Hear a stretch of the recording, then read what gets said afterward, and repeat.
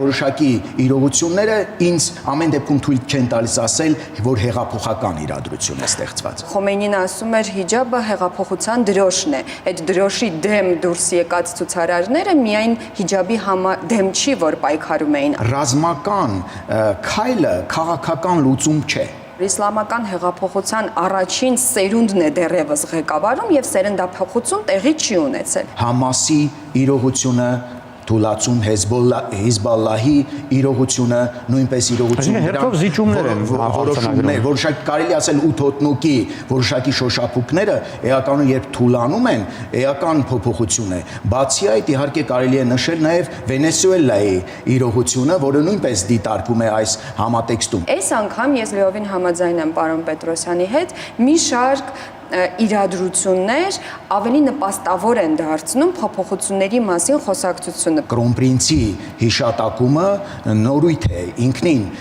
լուսանցքերում եղած տողատակերում եղած անձը կարողանում է հայտնվել Կարևոր է թե ով է գալու այաթոլաների փոխարեն եթե դա լինելու է ԻՀՊԿ-ն որ վերցնելու է իշխանությունը եւ դարձնելու է հիմա այլ ռազմական դիկտատուրա ապա բնականաբար դա լինելու է մեզ համար ոչ այնքան ցանկալի սցենար Իրանի շուրջ զարգացումները կարող են փոխել տարածաշրջանում ողջ աշխարհաքաղաքական պատկերը, կպահպանվի արդյոք հարևան երկրում այաթոլաների իշխանությունը, կլինի արդյոք իրանա-իսրայելական նոր ռազմական բախում, կհրաժարվի արդյոք Թեհրանը միջուկային ծրագրից, կխանգարի արդյոք Թրիփ նախագիծը հայ-իրանական ռազմավարական գործակցությանը։ Եթերում հեռանկար բանավեճն է ակտուալ խնդիրների համապարփակ քննարկմամբ։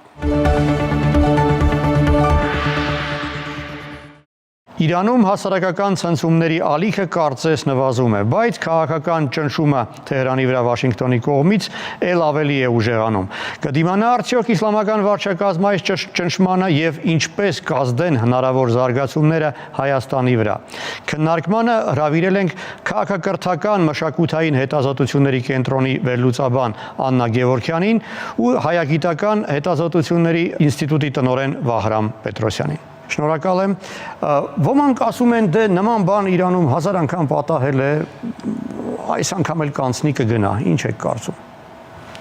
Ըստ էության նմանությունները կան, որոշակի իրողություններ կան, բայց այս անգամ թերևս որակական մի շարք տարբերությունները նույնպես էական են, սակայն կանխատեսումների չէի ցանկանա այս փուլում անցնել, պարզապես կնշեմ, որ իհարկե հավանական սցենարները կան, բայց փլուզման հավանականությունը չի մտնում առավել հավանականների մեջ։ Խոսենք, կարճ խնդրում եմ։ Ես էլ կուզեի նշել, որ ամեն դեպքում կան առանձնահատկություններ եւ դրանցից ամենաառանցքայինը կարծում եմ այն է, որ նախկին բոլոր ցույցերի ժամանակ որոշակի ակտիվություն ցուցաբերել են նաեւ բազարիներ տերմինով կոչվող այդ սոցիալական հասարակական շերտը, որը հիմնական հասարակական հենարանն է նաեւ համարվում իսլամական համակարգի, բայց այս անգամ ցույցերը իրենք են սկսել եւ իրենք առաջամարտիկներն են, իսկ Իրանի պատմության շատ մասնագետներ նշում են, որ նրանց մասնակցությունը իսլամական հեղափոխությանը ամենավճռորոշ դերակատարումն է ունեցել։ Այս ասելով ամենևին չեմ պնդում, որ անպայման այս իրադարձություններն էլ ավարտվելու են հեղափոխությամբ, բայց ամեն դեպքում հնարավորությունը դրա շատ ավելի մեծ է, քան նախկին ցույցերի ժամանակ։ Մենք իհարկե այդ թեմային ավելի լուրջ կանդրադառնանք մեր պատրաստած տեսանյութից հետո։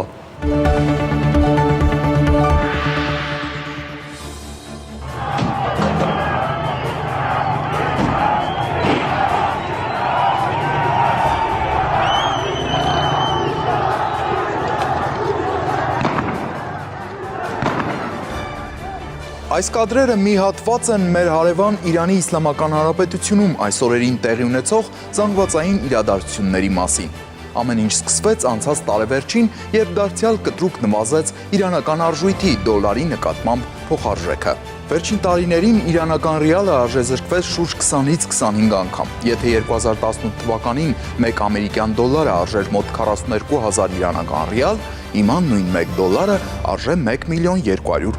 ռիալ։ Իրանում տնտեսական բնույթ ունեցող ցույցերը սակայն օրեր անց ձեռք բերեցին քաղաքական բնույթ։ Սկզբում դրանք առավել փոքր մասշտաբ էին ընդգրկում, հետո արդեն տարածվեցին տարբեր նահանգներում ու տարբեր քաղաքներում։ Ցուցարարները սկսեցին պահանջել Իրանի գերագույն հոգևոր առաջնորդ Ալի Խամենեիի հեռացումը։ Հարևան երկրից ստացվող տեղեկատվությունն այժմ խիստ սահմանափակ է, բայց համացանցում հայտնված կադրերում երևում է, որ ցուցարարների մի մասը նաև զինված է։ Տարբեր տեղեկությունների համաձայն ցուցարարները գրավում են տարբեր ենթակառուցվածքներ, բնակավայրեր։ Այս ամենի հետևանքով մի շարք չվերթներ են չեղարկվել, այդ թվում Թեհրան, Երևան եւ հակառակ ուղղությամբ։ Բողոքի ցույցեր են տեղի ունենում տարբեր երկրներում գտնվող Իրանի դեսպանատների առջև։ Վերջին օրերին Իրանի մի շարք նահանգներում անջատվել է առանց այդ էլ ընդհատումներով գործող ինտերնետային հաղորդակցությունը։ Տեսանյութերի մի մասը ստացվում է Starlink արբանյակային համակարգի, հատուկենտ նաև միջազգային տարբեր լրատվականների թղթակիցների միջոցով։ Իրանում ինտերնետը անջատելու որոշումը իշխանությունները բացատրում են անվտանգության իրավասու մարմինների կողմից երկրում ստեղծված իրավիճակով պայմանավորված։ Մի շարք փորձագետներ պնդում են, որ այդ երկրում այս անգամ ինտերնետի անջատումը մի քանի անգամ ավելի լուրջ է, քան 2022 թվականի բողոքի ակցիաների ժամանակ։ Amnesty International իրավապաշտպան կազմակերպությունը հայտնել է, որ այդ ամենն արվում է Իրանի իշխանությունների կողմից մարդու իրավունքների կոպիտ խախտումները թաքցնելու համար։ Տարբեր տեղեկություններ են հաղորդվում զոհերի եւ վիրավորների ձերբակալվածների մասին։ Իրանի կառավարությունը երրորդյա ազգային սուգ հայտարարեց անկարգությունների ժամանակ զոհվածների համար։ Բողոքի այս ակցիաներում ուշագրավ է Իրանի վերջին շահի որդու Միացյալ Նահանգներում բնակվող Ռեզա Փահլավիի ակտիվությունը։ Նա այս ընթացքում պարբերաբար հայտարարություններ է անում եւ կոչ անում տապալել հոգեվոր առաջնորդի իշխանությունը, Իրանի վարչակարգը անվանելով կրոնապետություն։ Ավելին, նա հայտարարել է, որ պատրաստ է վերադառնալ Իրան։ Մեր նպատակը միայն փողոցներ դուրս գալը չէ, նպատակն այն է, որ պատրաստվենք քաղաքային կենտրոնների գրավմանն ու դրանց պահպանմանը։ Ռեզա Փահլավին նաև դիմել է երկրի անվտանգության ուժերին, հորդորելով խափանել պետության կողմից կիրառվող ճնշումները։ Կանգ առեք եւ խափանեք ճնշման այս մեքենան, որպեսզի կարողանանք մեկընդմիշտ անջատել այն։ Իրանի նախագահ Մասուդ Փեզեշքյանը Ամերիկայի Միացյալ Նահանգներին եւ Իսրայելին է մեղադրում Իրանում բողոքի ակցիաների հրահրման մեջ, բայց եւ ընդունում է, որ երկրում կան լրջագույն խնդիրներ եւ որ իր կառավարությունը պատրաստ է լուծումներ գտնել։ Իրանի նախագահը ցուցարարներին անգամ կոչ է արել նստել սեղանի շուրջ, ձեռքի տալ ու լուծել խնդիրները։ Բոլոր կառավարական հաստատությունները, դրանց թվում վարչակազմը, խորհրդարանը, խորհուրդները եւ այլ մարմիններ պետք է սերտորեն կապված մնան հանրության հետ։ Մարդիկ երկրի ամենամեծ հարստությունն են, կառավարության պարտականությունն է լսել ժողովրդին եւ աշխատել մարդկանց խնդիրները լուծելու ուղղությամբ։ Այդուհանդերձ Իրանի իշխանությունները հասկացրին, որ ի պատասխան բողոքի ակցիաների կարող են խստացնել ճնշումները ցուցարարների նկատմամբ։ Իսլամական հեղափոխության պահապանների կորպուսը անկարգությունների մեջ մեղադրեց ահաբեկիչներին եւ խոստացավ պաշտպանել իշխանության համակարգը։ Այս իրադարձություններին ակտիվ հետևող Միացյալ Նահանգների նախագահը մի քանի անգամ զգուշացում արեց։ Մենք շատ ուշադիր հետևում ենք իրադրությանը։ Ես շատ հստակ եմ հայտարարել, եթե նրանք մարդկանց սպանեն, ինչպես արել են նախկինում, մենք կխառնվենք, մենք կխփենք նրանց ամենացավոտ կետին։ Դա չի նշանակում, թե հենց տեղում ենք լինելու, բայց շատ ենք ցավեցնելու։ Ամերիկայի Միացյալ Նահանգների պետքարտուղար Մարկո Ռուբիոն իր հերթին X-ի էջում գրեց, թե Միացյալ Նահանգներն աջակցում է Իրանի խիզախ ժողովրդին։ Ամերիկայի Միացյալ Նահանգների պաշտոնյաներին հակընդդեմ հայտարարություններ արեց Իրանի գերագույն հոգևոր առաջնորդը։ Իրանի Իսլամական Հանրապետությունը չի նահանջի նրանց առաջ, ովքեր զբաղվում են ավերածություններով, վնասում են հանրային սեփականությունը, փորձելով հաճոյանալ Միացյալ Նահանգների նախագահին։ Իրանը չի հանդուրժի նրանց, ովքեր որպես օտարերկրացիների վարձկաններ են գործում։ Ամերիկյան լրատվամիջոցները գրում են, որ Միացյալ Նահանգների վարչակազմը դիտարկում է իրավիճակի մի քանի սցենար, այդ թվում ռազմական հարվածներն Իրանի կրիտիկական ենթակառուցվածքներին։ Իրանում խոստացել են կոշտ արձագանքել երկրի ներքին գործերին միջամտությանը։ Մասնավորապես Իրանի խորհրդարանի խոսնակ Մոհամմադ Բաղեր Ղալիբաֆը զգուշացրել է, որ Միացյալ Նահանգների զինված ուժերը եւ Իսրայելը կդառնան օրինական թիրախներ, եթե Ամերիկայի Միացյալ Նահանգները հարված հասցնի Իսլամական Հանրապետությանը։ Իրանի վրա հարձակման դեպքում ինչպես օկուպացված տարածք, այնպես էլ տարածաշրջանում գտնվող բոլոր ամերիկյան ռազմական կենտրոնները, բազաները եւ նավերը կդառնան մեր օրինական թիրախները։ Այդուհանդերձ Միացյալ Նահանգների նախագահը հայտարարել է, որ Թեհրանն իր հետ բանակցելու առաջարկ է արել։ Իրանի արտաքին գործերի նախարար Աբբաս Արաղչին էլ հայտարարել է, որ ստեղծված իրավիճակի հարցով մշտական երկխոսության մեջ է Միացյալ Նահանգների նախագահի հատուկ դեսպանորդ Սթիվ Ուիտքոֆի հետ։ Ալ Ջազիրային տված հարցազրույցում Արաղչին նշել է, որ Թեհրանն այժմ ուսումնասիրում է Վաշինգտոնից ստացված առաջարկները։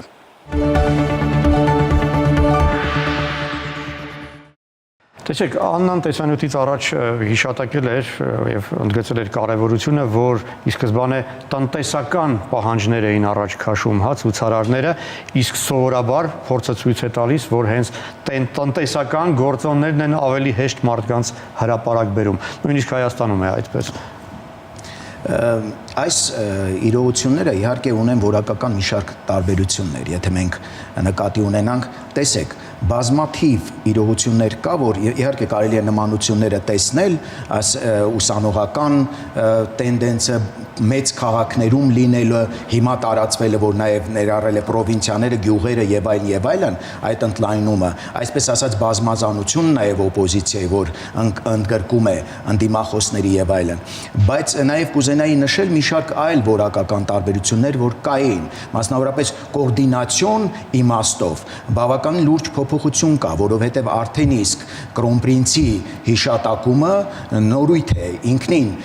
լուսանցքերում եղած, տողատակերում եղած անձը կարողանում է հայտնվել, անձ, որ Սփյուռքում էր բացառապես ձգտում որոշակի մասսա մոբիլիզացնել, այժմ կարողանում է իր անունը վանկարկելու, թեկուզ իրողությունը կամ իրեն դիտարկելն ինքնին նորույթ է։ Իհարկե տարբերությունը որակական ես կտեսնեմ նաև արտաքին շղթայի մեջ։ Արտաքին շղթայում տեսեք, ամեն դեպքում արդեն իսկ ներկայումս եղել է մի շարք Համասի իրողությունը, թուլացում Հեզբոլլահի իրողությունը, նույնպես իրողությունը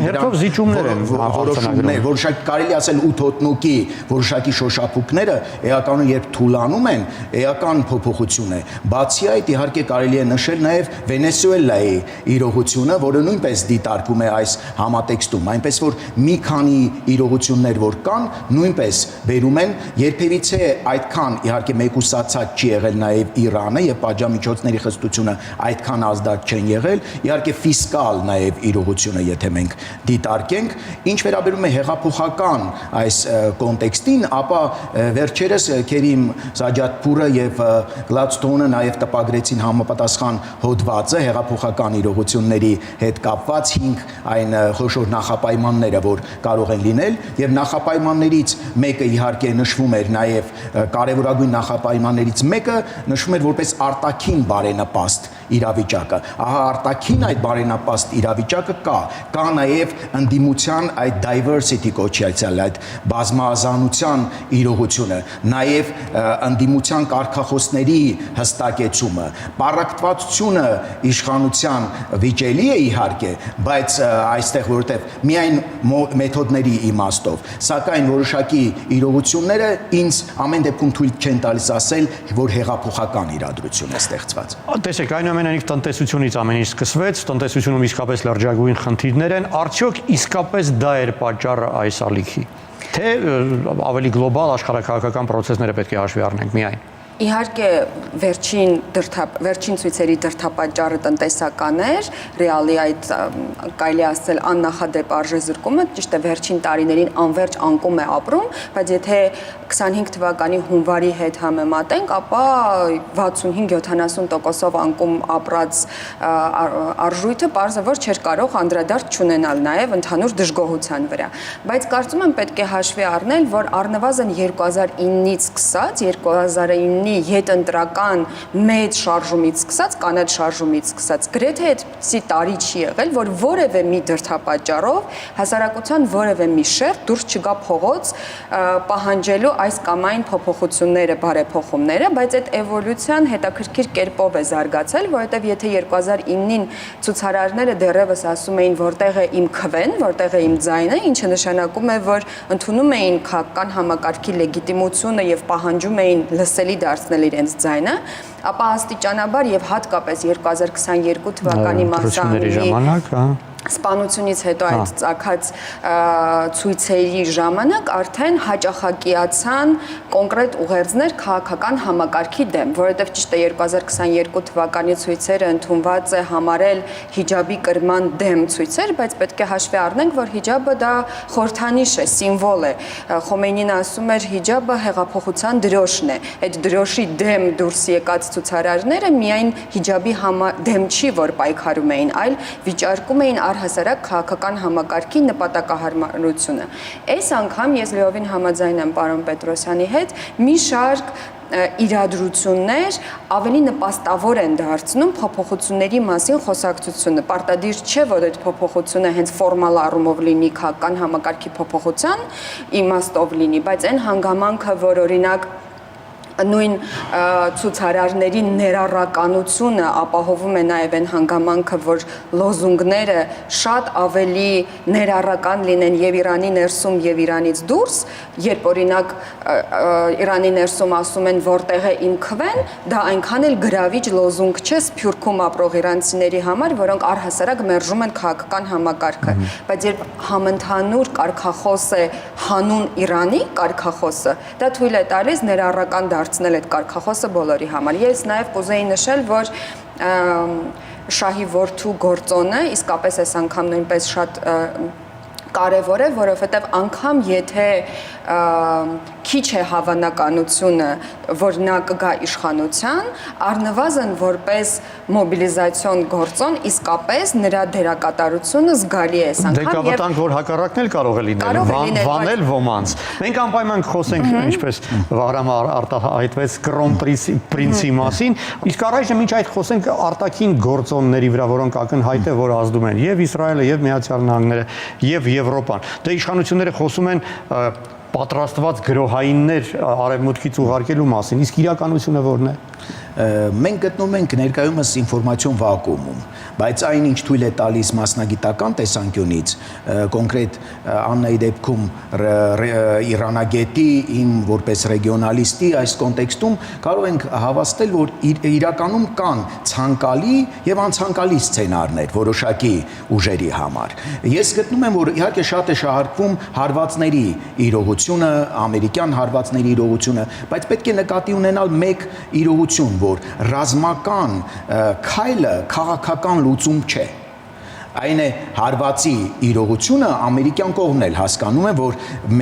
սիմվոլիկ իրողությունը չի կարող տեղում փոխել իրավիճակը։ Ես կուզենայի անդրադառնալ մասնավորապես ուժերի Թուրքիայի կոնտեքստում, իհարկե պատեհություն է, ուշադրությունը շեղող որոշակի գործոն է, Իրանի հաշվի առնենք, որ Իրաքը թուլացել է, Սիրիան թուլացած եւ այժմ եթե Իրանի դեպքում էլ լինի,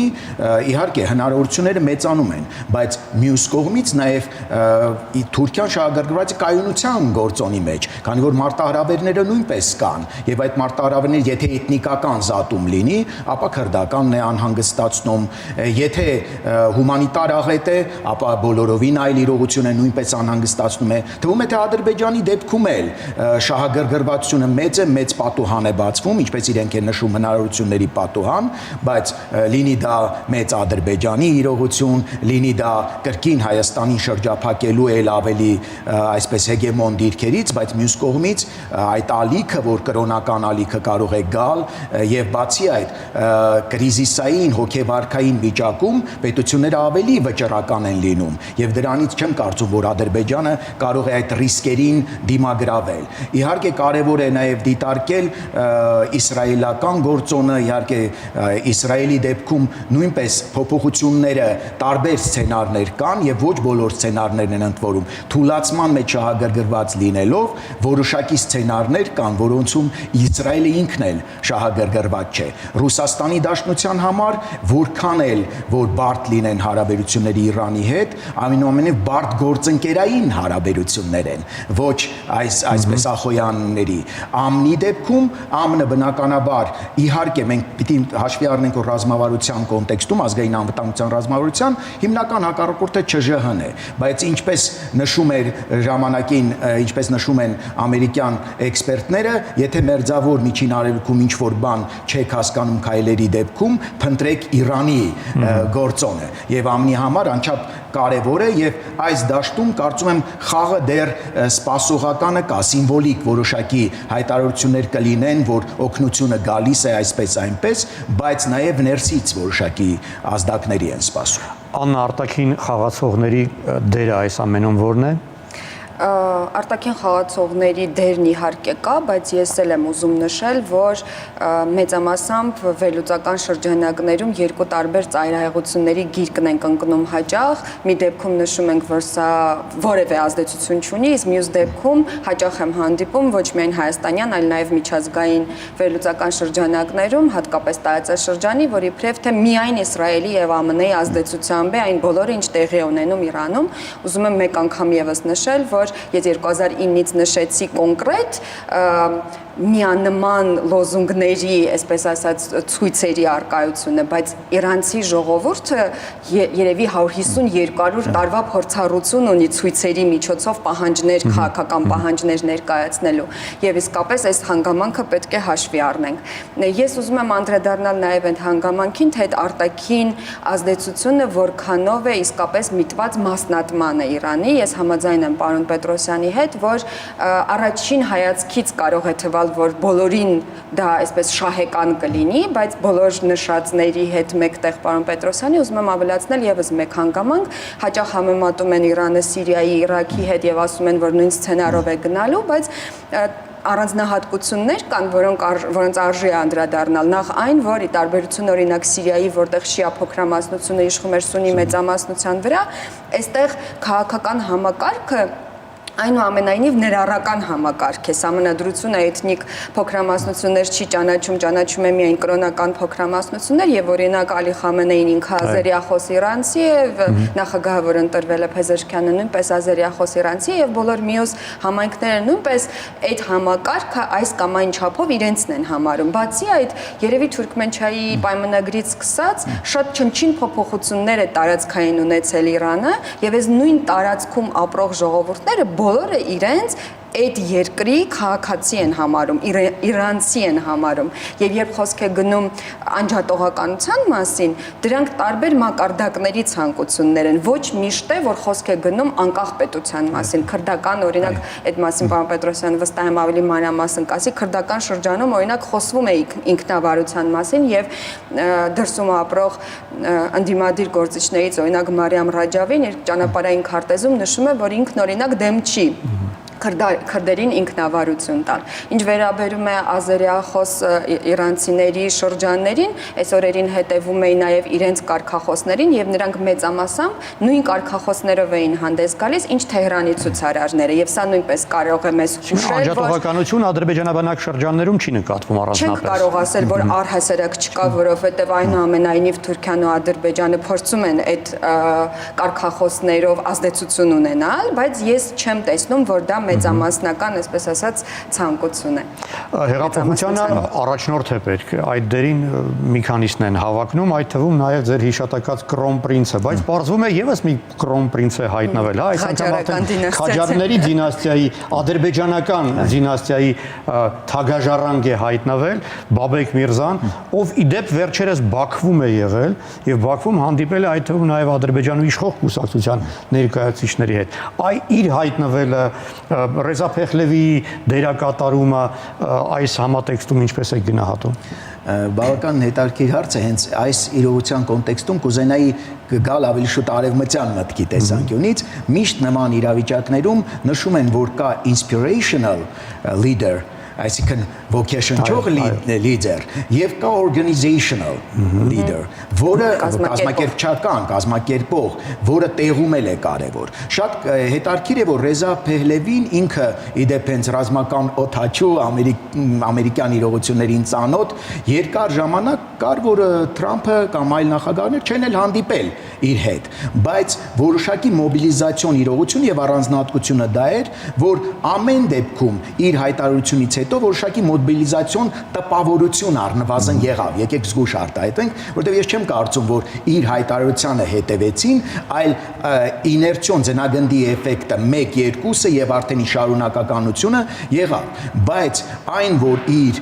այսպես կացած բաժնետոմսերի գները բարձրացել են այս ընթացքում, դա նույնպես փաստ է։ Եվ այս գործիչը կարողանում է նաեւ չմոռանանք, որ երկար ժամանակ ամեն դեպքում ես չեմ պնդում միապետության տարբեր տարբերակ։ Ես մեր հարևանն է եւ մենք պիտի բավականին զգուշ լինենք նաեւ սցենարների դեպքում այսպես փլուզում կամ այլ տերմիններն էլ բավականին զգուշ օգտագործենք, բայց այս դեպքում մենք գիտենք, որ նա առնվազն մոդերատորի դեր է ուզում ստանձնել, տեղում նա չկա եւ դժվար թե մոտ ապագայում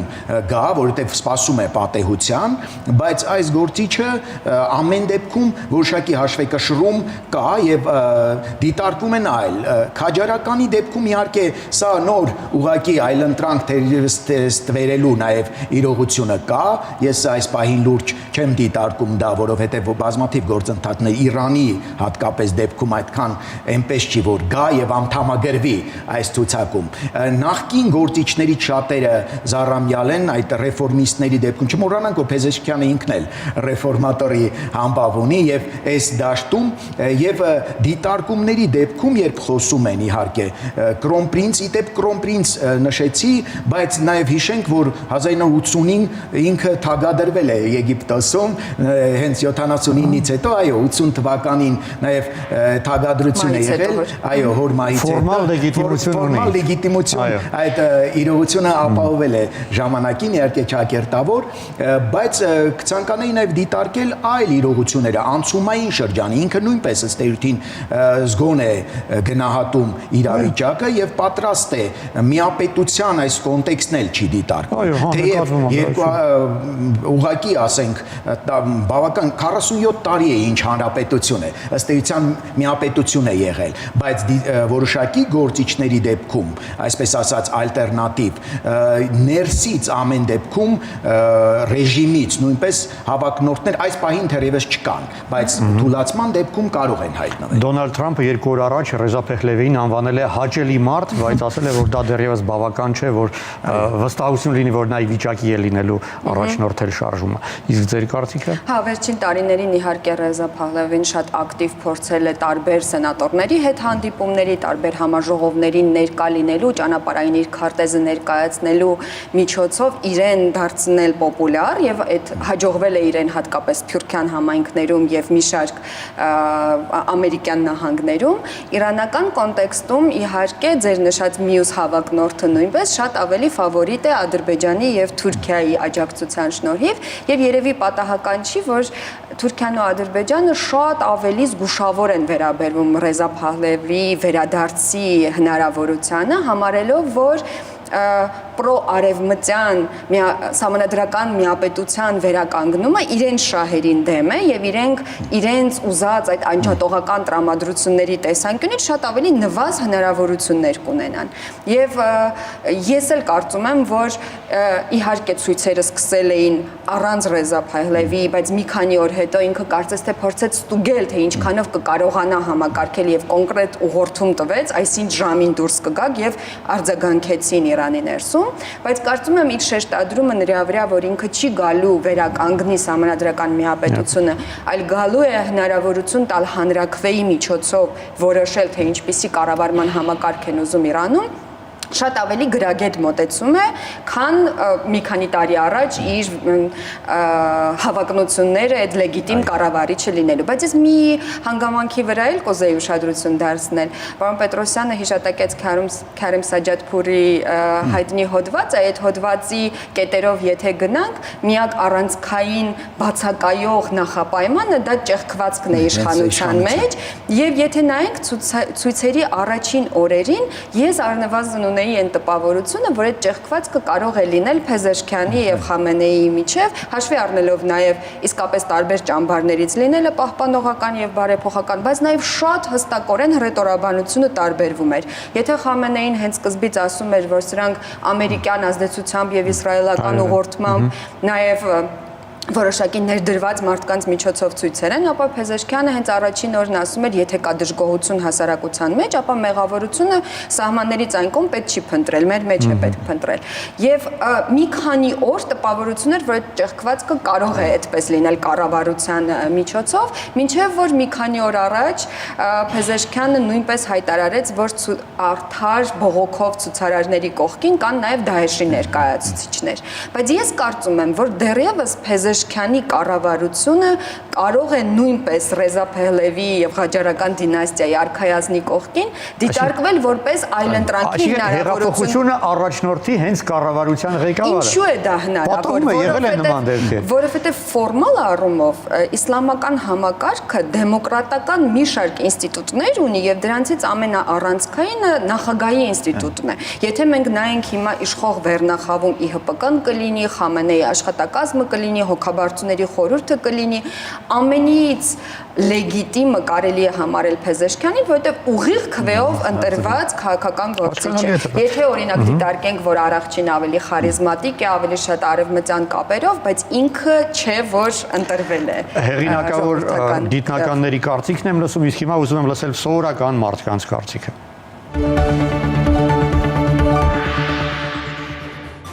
Ամեն բանական մարդ մտավախություն կունենա, եթե հարևան պետության մեջ կա ոչ օրդինար իրավիճակ։ Չեմ կարծում, որ որևիցե լուրջ բացասական հետևանք կունենա։ Բայց եթե բեկումնային փոփոխություններ տեղ ունենան ղեկավարության առումով, կարծում եմ ազդեցություն կունենա, լավ թե վատ ժամանակը ցույց կտա։ Անմիջապես մեր հարևանի տանը քաղաքացիական ծանր դեպքերը մեր վրա ինչպես չի ազդի, մեր առևտրի տնտեսության վրա էլ կազդի դա իհարկե։ Լավ չի, մի խոսքով։ Այդ իրադարձությունները շատ վատ է մեր համար։ Կախված է Իրանի ու մեր հարաբերությունները, Թուրքիա-Իրան հարաբերությունները ինչ մակարդակի վրա կլինեն։ Բողոքի ցույցերը շարունակվեն, կարող է ճանապարհային, տրանսպորտային հետ հաղորդակցության հետ կապված որոշակի խնդիրներ առաջանան, բայց չեմ կարծում, որ դա լուրջ հետևանքներ կարող ունենա մեր երկրի համար։ Կախված է թե իրանց նոր իշխանությունը ինչ ուղղություն կբռնի, ռուսական թե ամերիկյան։ Կարող է շատ անակնկալ լինի դեպքերի ազդեցությունը, ամենալավ կամ ամենավատ ցանկացած տեսքով կարող է։ Ես իրանահայ եմ, իրական պահանջներ ունեն ժողովուրդը, նաև կարող է դուրսից են ղեկավարվում։ Ապրելակերպը կփոխվի այդ չադրամադրա բաց դեմքերով։ Իրանում եթե Թուրքիան ու Ադրբեջանը, Իսրայելը կարողացան կործանել այդ երկիրը, մենք էլ այդ կարող կործանվել գնանք։ Հնարավոր է, որ Ամերիկան համագործակցի Հայաստան, Իրան, Իսրայել պետությունների հետ։ Իրան Հայաստանը ինձ թվում է կարևոր ճանապարհ է դեպի Եվրոպա, չեմ կարծում յուրաքանչյուր իշխանություն էլ գործի կա Պարսկաստանում չի վնասի, իմ կարծիքով չի վնասի Հայաստանի շահերը, որտեղ ուղղակի այդ կապը կա եւ անցյալից նաեւ կա պատմական կապեր կան, հույսով շուտով ամեն ինչ կհարթվի։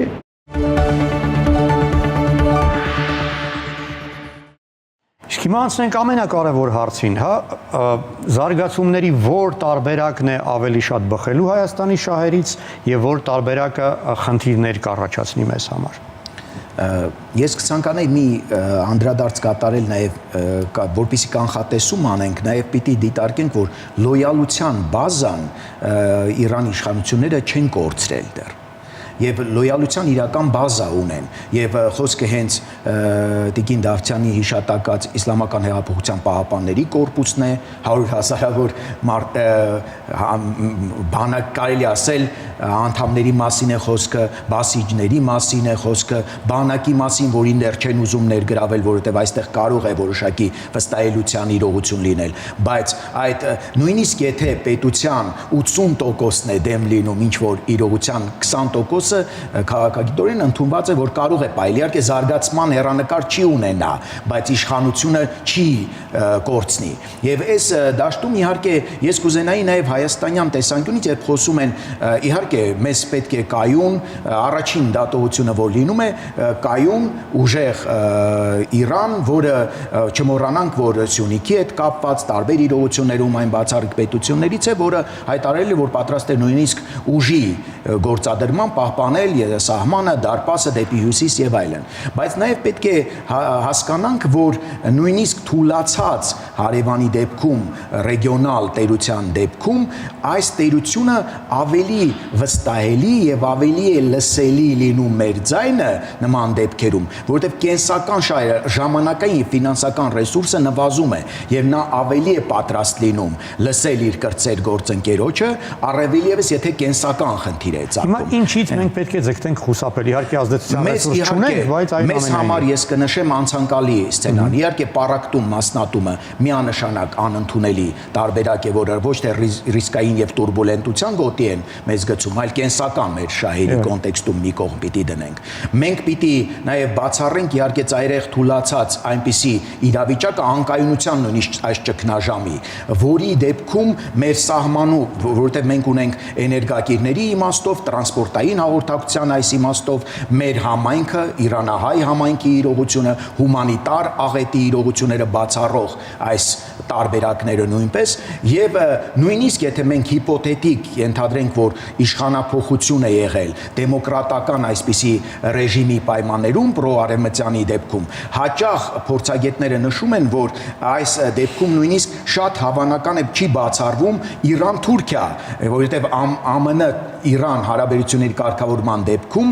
անմիջապես ի հայտ է գալիս, որ հնարավոր է պրոարևմտյան նաեւ Թուրքիայի հետ հարաբերությունների կոնտեքստը եւ այս դաշտում իհարկե մեզ համար թերևս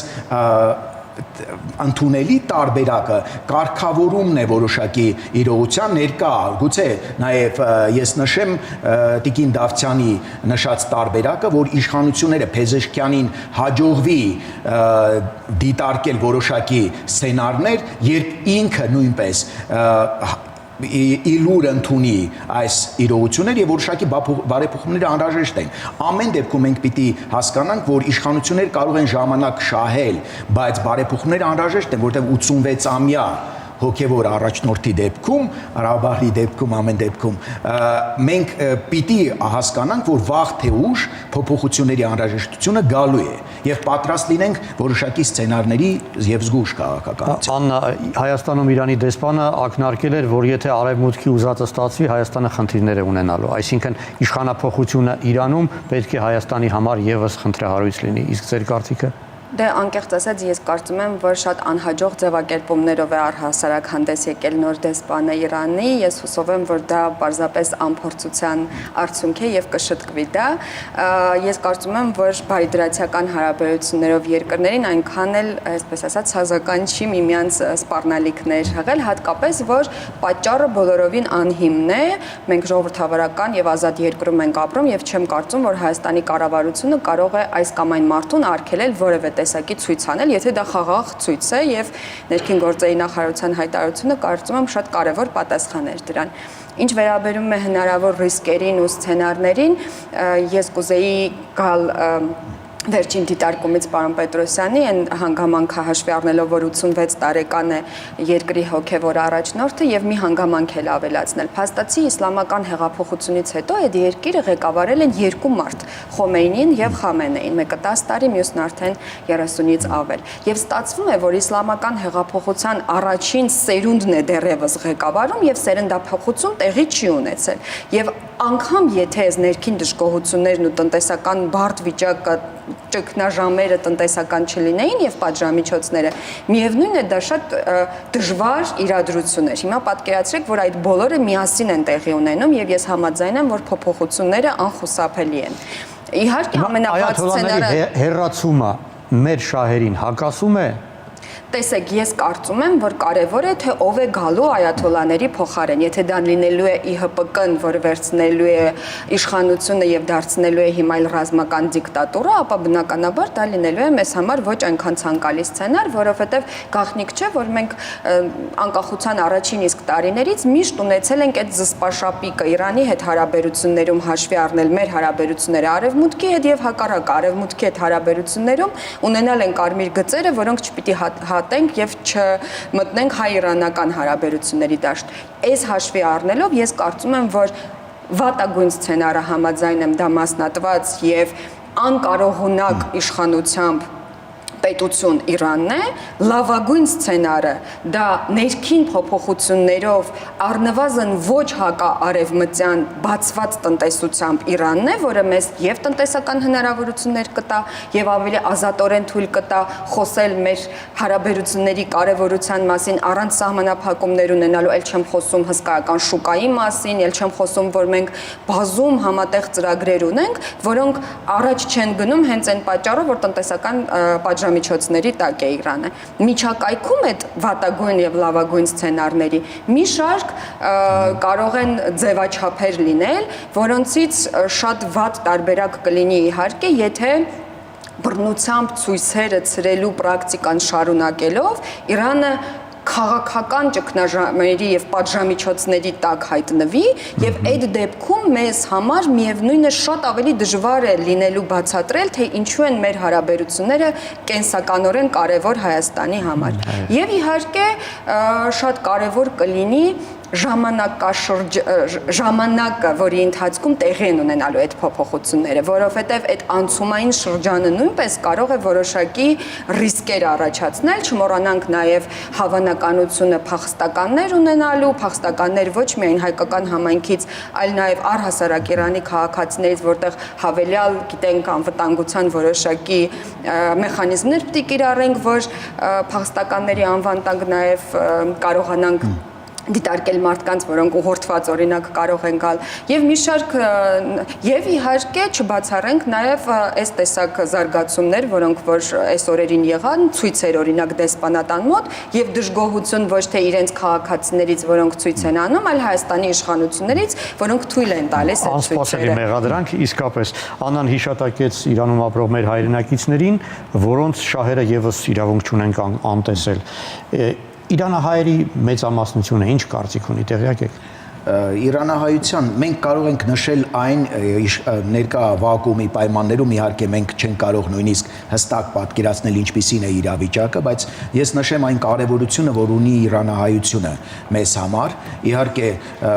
եւ դիվանագիտական տեսանկյունից պոտենցիալ խողովակի իմաստով բոլոր դասավորությունների դեպքում եւ առավել հասուն համայնքներից մեկը, որը բավական լուրջ դիրքորոշում ունի եւ բավական լուրջ ներգրավված է Հայաստանի զարգացման կոնտեքստում եւ այս դաշտում իհարկե մեր առաջնահերթ շրջանակներում մենք պետք է դիտարկենք այս շահերը եւ իրանահայության կոնտեքստում նաեւ կցանկանայի էլի անդրադառնալ Տիկին Դավթյանի նշածը նաև որոշակի հումանիտար իրողությունը, անվտանգային իրողությունները, բայց եւ կցանկանայի նաև նշել, որ սոցիալական կոնտեքստում, որովհետեւ թվում է, թե իհարկե կան որոշ թույլ տվեք ասել վայ